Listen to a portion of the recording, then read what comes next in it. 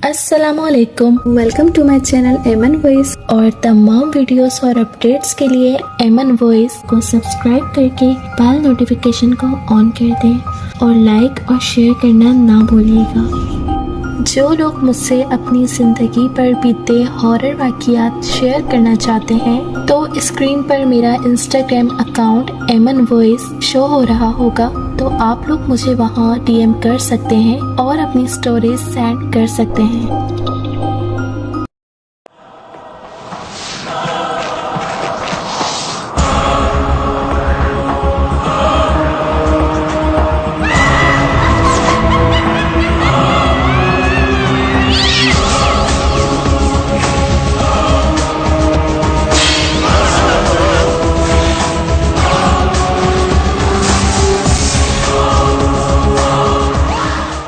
रात के 11 बजे का वक्त था और मैं इस तरह बेखबर सो रहा था जैसे गधे घोड़े सब बेच दिए हों। न जाने ख्वाबों में कौन सी चीज़ों की सैर कर रहा था, जब फ़ोन की मुसलसल बजती घंटी ने मुझे झंझोड़कर होशो हवास की दुनिया में ख्वाबिदा आसाब को बामुश्किल कंट्रोल करते हुए मैंने फ़ोन उठाया। अस्सलामु अलैकुम। हस्बे आदत मैंने सलाम किया। वालेकुम अस्सलाम, कैसे हो तलहा बेटा, क्या कर रहे थे? जवाबन मुझे अब्बू जी की संजीदा सी आवाज़ सुनने को मिली। सो रहा था अब्बू जी। आप लोग खैरियत से पहुंच गए ना? और फिर जो उन्होंने बताया इसे सुनकर कदमों तले से ज़मीन निकल गई। इनकी गाड़ी रास्ते में एक हादसे का शिकार हो गई थी और इस वक्त सब हॉस्पिटल में थे। अगरचा बकौल इनके फ़िक्र की कोई बात नहीं थी और वो सब मामूली ज़ख्मी थे, लेकिन उनकी परेशानियां लबो लहजा और वगैरह मामूली अंदाज गुफ्तगू मुझे किसी अनहोनी का पता दे रही थी। लिहाजा मैंने फ़ौरन रवानगी का प्रोग्राम बनाया। अगरचा अब्बू जी उसी वक्त मुझे सफ़र से मना कर रहे थे, लेकिन मेरा रुकना अब नामुमकिन हो चुका था और दिल चाह रहा था कि उड़कर उनके पास पहुंच जाऊं। मेरे वालिदैन, खाला खालू, मेरी छोटी बहन सब करीबी रिश्तेदारों की शादी में शिरकत करने आज शाम ही हैदराबाद रवाना हुए थे। मैं अपने इम्तिहानात की वजह से घर पर रुक गया था। मेरी खाला और खालू हमारे घर से 2 गलियां छोड़कर रहते थे और हमारे इनसे बहुत खुशगवार मरासम थे। खाला खालू नहायत शफीक, पुरखलूस और जिंदा दिल थे।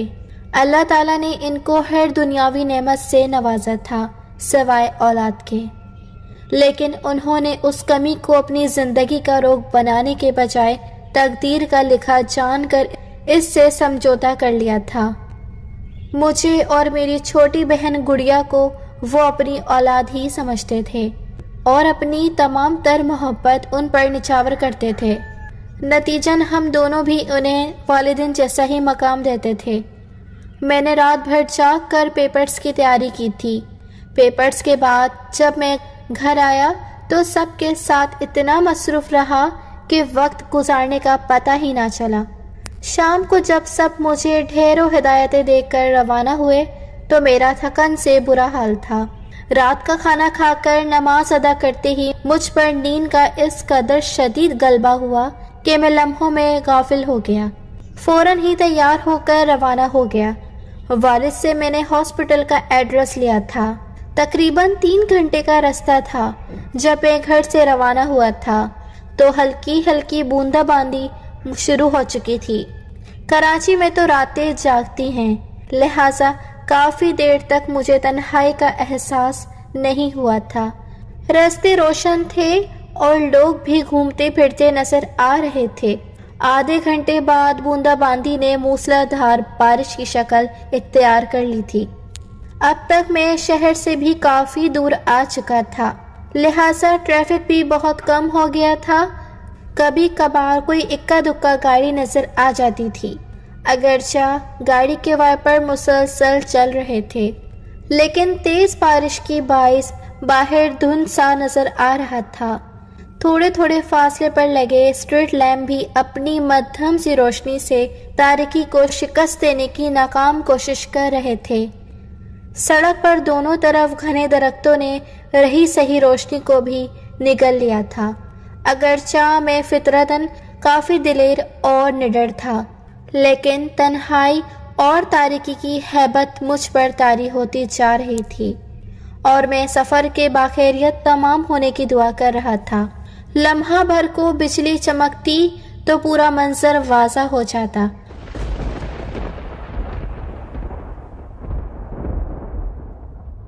بڑے بڑے درخت تیز ہوا سے ہلتے ہوئے مختلف شکلیں اختیار کر رہے تھے۔ کبھی کبھی تو یوں لگتا جیسے خون آشام چڑیلیں مجھے اشارے سے اپنی طرف بلا رہی ہوں۔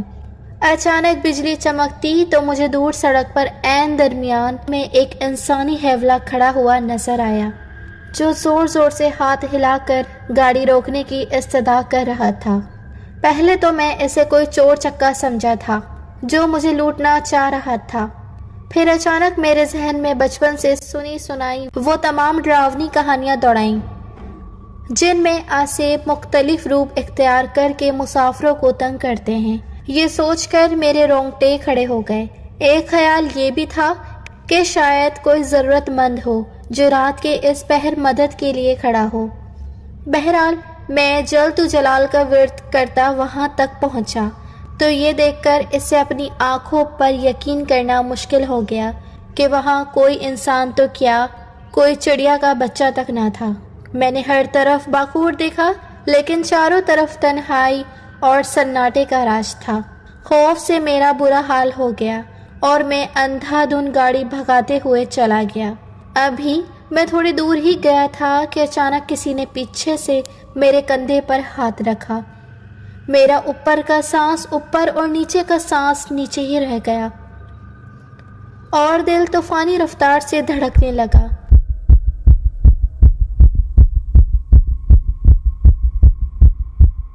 بامشکل میں نے پیچھے مڑ کر دیکھا تو مجھے یوں محسوس ہوا جیسے پچھلی سیٹ پر بالوں کا ایک بہت بڑا سا ڈھیر دھرا ہو۔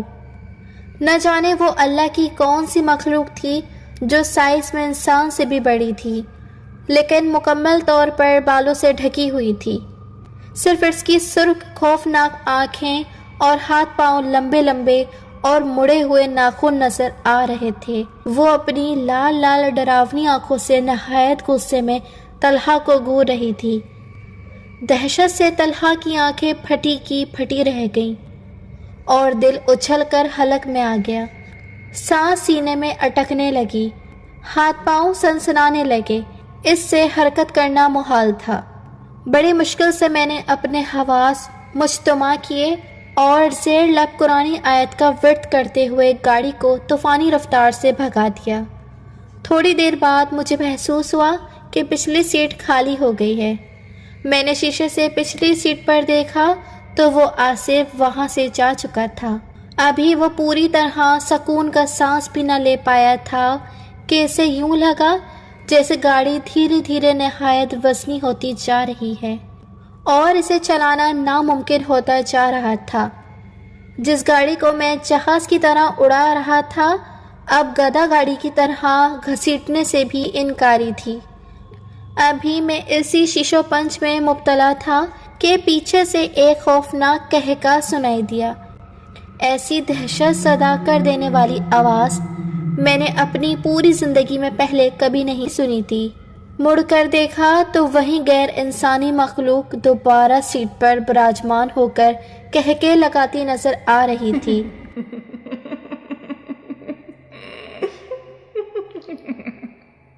اس کی ٹانگیں اتنی لمبی ہو چکی تھیں کہ اس نے گاڑی کی کھڑکی سے باہر لٹکا رہی تھیں اور پاؤں سڑک پر گھسیٹ رہے تھے۔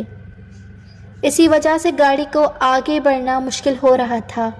یہ دیکھ کر میری ریڑھ کی ہڈی میں خوف کی لہر دوڑ گئی اور میں نے با آواز بلند قرآنی آیت اور آیت الکرسی پڑھنا شروع کر دی۔ تھوڑی دیر بعد گاڑی پھر ہلکی ہو کر تیزی سے رواں دواں ہو گئی۔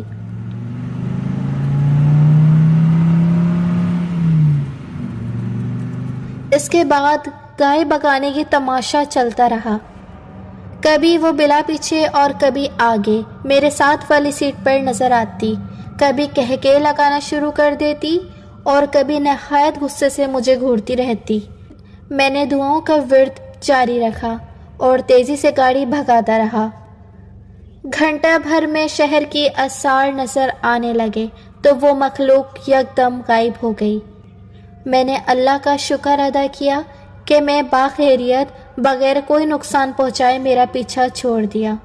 ابھی میں ہاسپٹل سے 15 منٹ کے فاصلے پر تھا کہ پھر مجھے شک لگا کہ رات کی تاریکی اور موسلادھار بارش میں خالو ایک اسٹریٹ لیمپ کے نیچے کھڑے نظر آئے۔ میں نے بریک پر پاؤں دبایا تو گاڑی سڑک پر دور تک گھسٹتی چلی گئی۔ خالو تیز تیز چلتے ہوئے آئے اور فرنٹ سیٹ کا دروازہ کھول کر میرے ساتھ بیٹھ گئے۔ اتنی تیز بارش میں کھڑے ہونے کے باوجود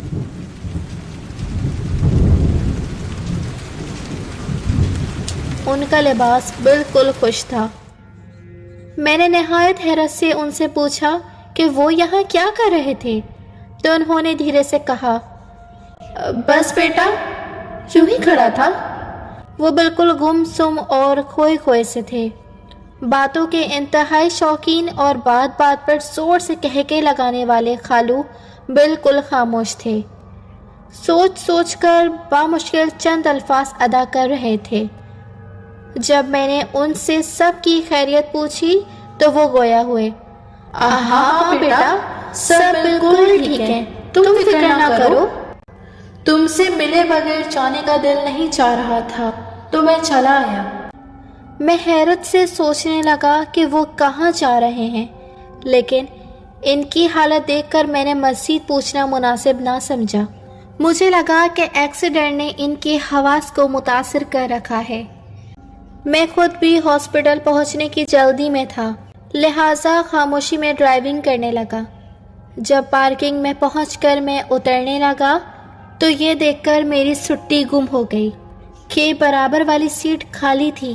میں تیزی سے ہاسپٹل میں داخل ہوا تو سامنے ہی میرے والد نہایت دل گرفتہ حالت میں کھڑے نظر آئے۔